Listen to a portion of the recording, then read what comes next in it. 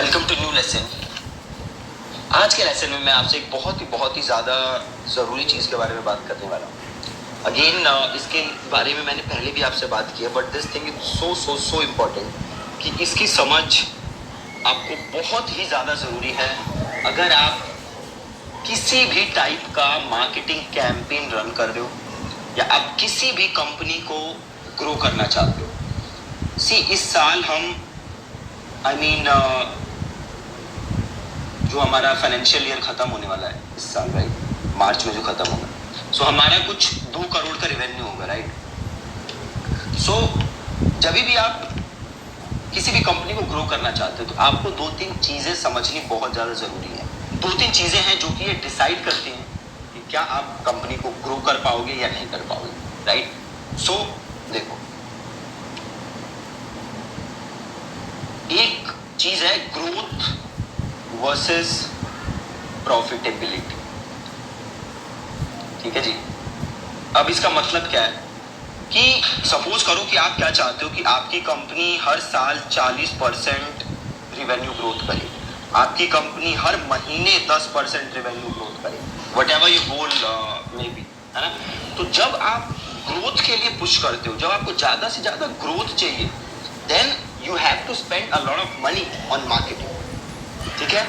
और जब आप ग्रोथ पे फोकस हो तो आप प्रॉफिटेबल नहीं हो सकते, राइट। अगर होगे भी तो बहुत कम प्रॉफिटेबल हो।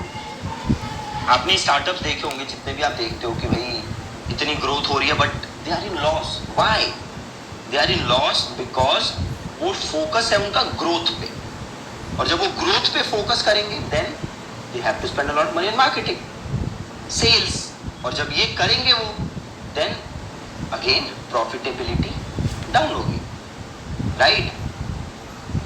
सो आपको तो ये डिसाइड करना पड़ेगा कि आप क्या चाहते हो। Are you going for growth और प्रॉफिटेबिलिटी? अगर आपको प्रॉफिटेबिलिटी के लिए जाना है देन आपका जो स्पेंड है वो कम होगा, मार्केटिंग स्पेंड कम होगा और आप प्रॉफिटेबल होगे। बट यहाँ भी एक कैच है, अगर आपने जस्ट अपना बिजनेस स्टार्ट किया है देन आपको कोई जानता नहीं है ना। अगर आपको कोई जानता नहीं है तो आपको कोई प्रोडक्ट क्यों खरीदेगा?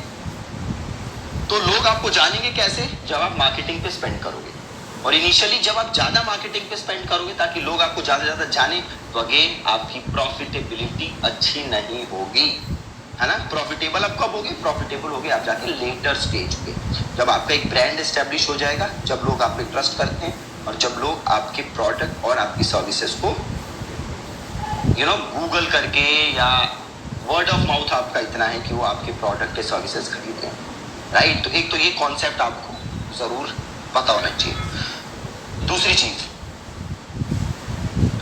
Acquisition cost.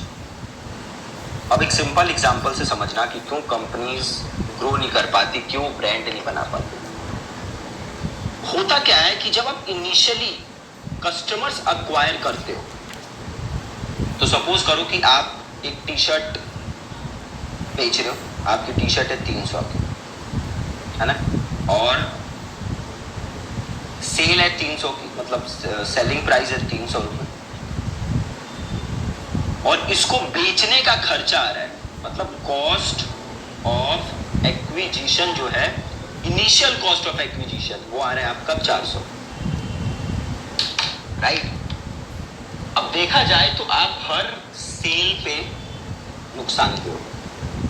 तो नुकसान क्यों? क्योंकि 300 की तो आप टी शर्ट बेच रहे हो और आपके आ कितने रहे पैसे?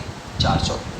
और ये भी जो आप 300 की बेच रहे हो, ये सारा आपका प्रॉफिट नहीं है, इसके अंदर आपका manufacturing cost, operations cost, delivery cost, ये कॉस्ट, वो कॉस्ट, ये सब हटा के बहुत कम प्रॉफिट बचता होगा। बट आपकी इनिशियल कॉस्ट ऑफ एक्विजिशन है 400, तो आप तो बहुत गंदे लॉस में जा रहे हो।